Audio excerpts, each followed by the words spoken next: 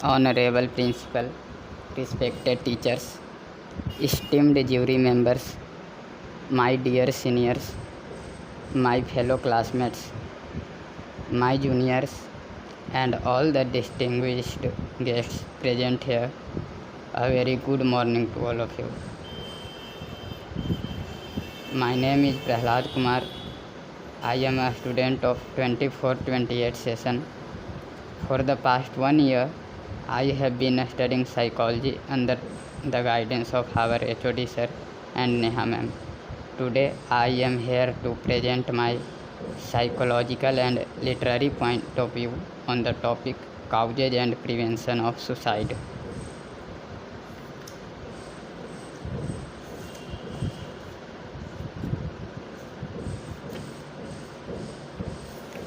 According to WHO, आत्महत्या वह कृत्य है जिसमें व्यक्ति जानबूझकर अपनी मृत्यु का कारण स्वयं बनता है और जो इस कृत्य को अंजाम देता है वह कहलाएगा आत्महंता, आत्मघाती या आत्महत्यारा। इंटरपर्सनल थ्योरी ऑफ सुसाइड के अनुसार सुसाइड के केसेज में 2 बातें सबसे महत्वपूर्ण होती हैं। पहला, मरने की तीव्र इच्छा और दूसरा, खुद को मारने की क्षमता। पहले हम तीव्र इच्छा की बात कर लेते हैं।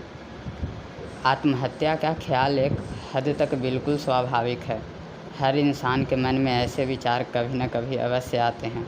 हमारी इच्छाएं और ख्वाहिशें इतनी बड़ी होती हैं कि उनका पूरा ना हो पाना हमें तकलीफ़ देता है और चोट खाना तो जैसे इंसानी फितरत का एक हिस्सा है। 7 सड़क 57 गलियों पुस्तक के लेखक ने अपनी प्रीफेस में लिखा है कि कैसे आत्महत्या के विचार से जूझता व्यक्ति हर दिन खुद से जिद करता है कि उसे एक और दिन जिंदा रहना है। इटालियन कवि चेसार पोएसे ने कहा है, no one ever lacks a good reason of suicide. लेकिन सिर्फ ख्याल आना और उस पर अमल करने में फ़र्क है। अब मैं खुद को मारने की क्षमता के बारे में बात करना चाहूँगा।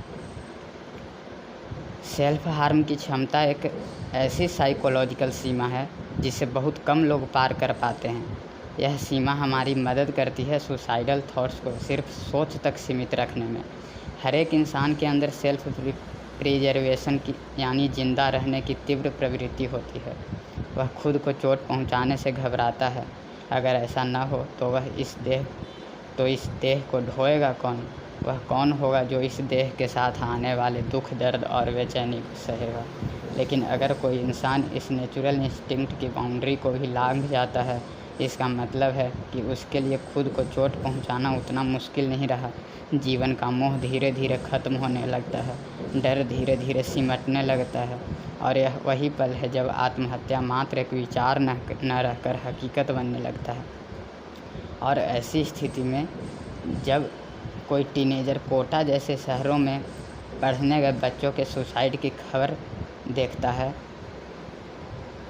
तो यह साइकोलॉजिकल इम्पैक्ट और गहरा हो जाता है। सेल्फ हार्म का थ्रेशोल्ड कम हो जाता है। जो टीनेजर खुद उस परिस्थिति से गुजर रहे होते हैं वे सोचते हैं कि जब उनके जैसे किसी ने एक कदम उठा लिया तो अब उनके लिए भी ये करना संभव है। And here comes our next psychological term, Werther effect. इस बर्थर इफेक्ट के अस्तित्व में आने की भी अपनी कहानी है। लगभग 250 साल पहले एक किताब ने पूरे यूरोप को हिला दिया था। एक तरफा प्यार पर आधारित यह किताब एक ऐसे युवक की कथा है जो अपनी ही गांव की एक लड़की से प्रेम करने लगता है। वह लड़की किसी और की मंगेतर थी।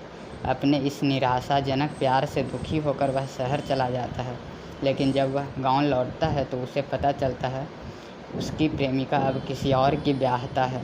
इस प्रेम की त्रयी दैट इज लव ट्रायंगल का एकमात्र हल किसी की मौत है, यह सोचकर वह खुद को गोली मार लेता है।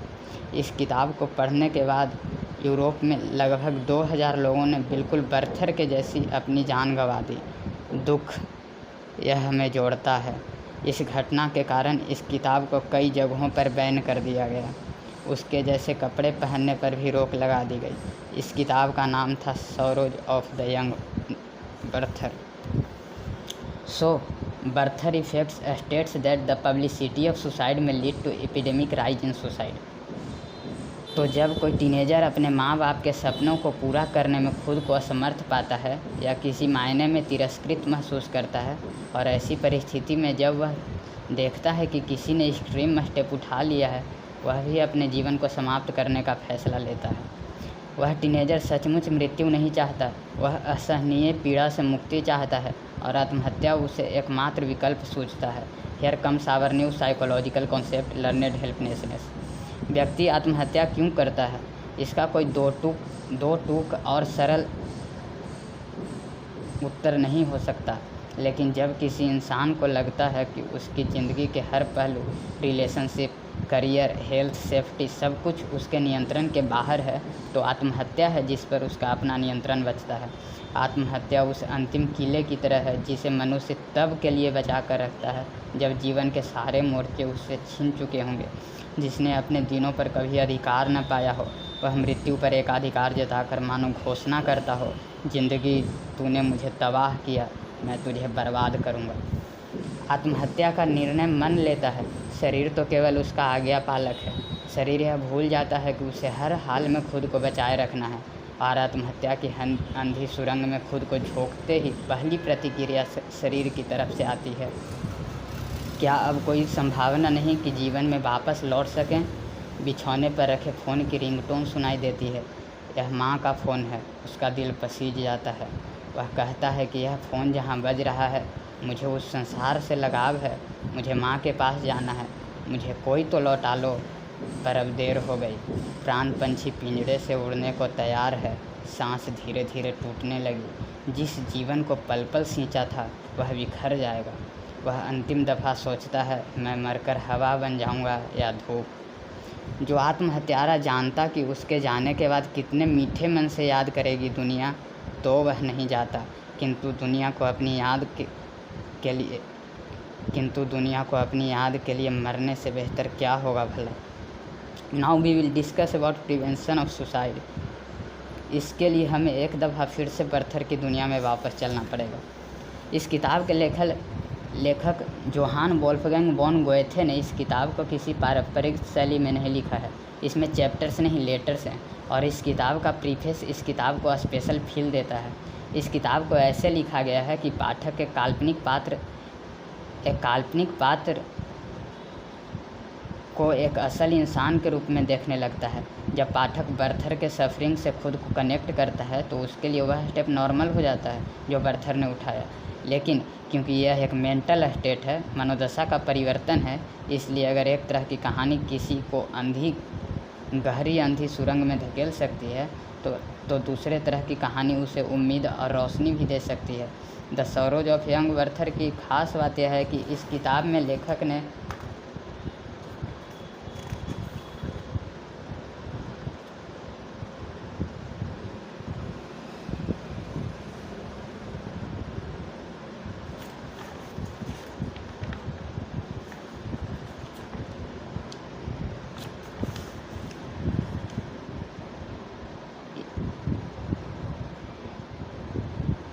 इस किताब में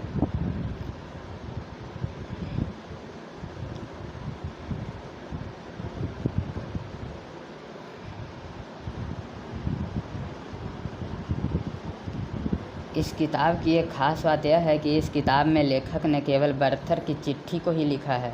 आमतौर पर जब किसी को चिट्ठी लिखते हो तो जवाबी चिट्ठी भी लिखी जाती है, लेकिन द सरोज ऑफ यंग बर्थर के साथ ऐसा नहीं है। यही कारण है कि पाठक केवल बर्थर के नज़रिए से कहानी में आगे बढ़ते हैं। लेकिन अगर लेखक ने जवाबी चिट्ठी के रूप में बर्थर के दोस्त की भी चिट्ठी लिखी होती तो उसका दोस्त उसे ज़रूर समझाता। वह उसे समझाता, ज़िंदगी किसी के चले जाने से ख़त्म नहीं हो जाती, दर्द कम हो न हो, ज़रूर उन चिट्ठियों में बर्थर को तसल्ली मिलती। दर्द का अपना तरीका होता है हमें भीड़ से अलग करने का।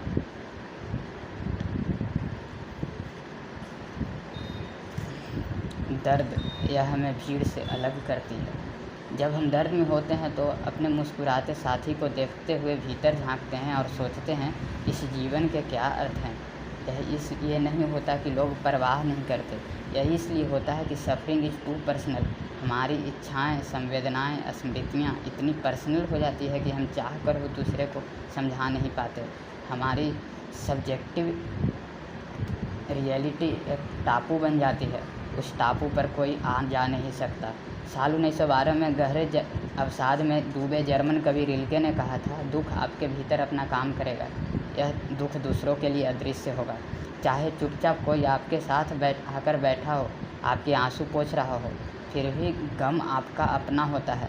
आप नहीं जानते कि आपके साथ बगल में मुस्कुराता चेहरा ओढ़े आपका दोस्त किस गम की पोशाक पहने बैठा है। फिर भी एक दोस्त का होना इस घाव पर मरहम जैसा है। And here comes our new psychological term Papageno effect. यह बर्थर इफेक्ट का ठीक उल्टा है। जब कहानियाँ उन साइड्स को दिखाती हैं जब लोग सुसाइडल थाट्स के बावजूद जीते हैं, उससे बाहर निकलते हैं, अपने दुख के बीच किसी अर्थ का सहारा ले लेते हैं, तो ऐसी कहानियाँ दूसरों को एडवर्स सिचुएशन में बाहर निकलने से मदद करती हैं। Thank you.